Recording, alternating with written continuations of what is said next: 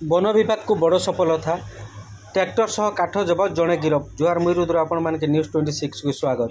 नुआपड़ा जिला बोड़ेन वन विभाग रात्र पेट्रोलिंग करथिबा समय रे शुभम अग्रवाल नामक एक युवक एक ट्रैक्टर रे पाड़धरा संरक्षित जंगल रु बली काठ भर्ती करी ट्रैक्टर नेउथिबा समय रे जामगाँ पाखरे वन विभाग ट्रैक्टर को धरिथिला। परे उक्त ट्रैक्टर जबत करी खरिया रेंज अणाजिबा सह ओडिशा वन विभाग नियम अनुसार सेक्शन 4 और 12 अनुसार अंडर सेक्शन 56 अनुसार अभियुक्त को बोड़ेन कोर्ट पठाई दिया जाइछि। सेठारे तांकर बेल नामांजूर होइतिबा सूचना मिली। उक्त चढ़ाऊ रे फॉरेस्टर खगेश्वर माझी, घनश्याम सबर, सुदाम बाग, नरेश दनसेना, पुरुषोत्तम नाग, वीरेंद्र माझी प्रमुख सामिल थे। आसतु ए नहीं खरियार फॉरेस्टर कौन कहते सीधा प्रतिक्रिया नेबा।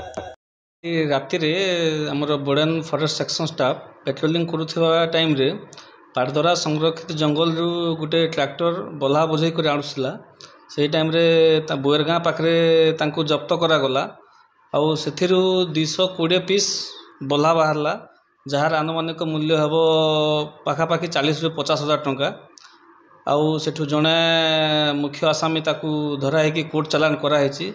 तार ना है शुभम अग्रवाल, तार घर बोड़ेन।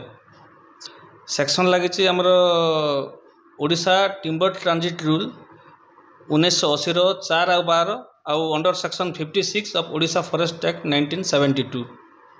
बेल ताकू आमर ऑनरेबल कोर्ट बोड़ेन कैंसल कला परे ताकू कोर्ट को जेल को फॉरवर्ड कराई।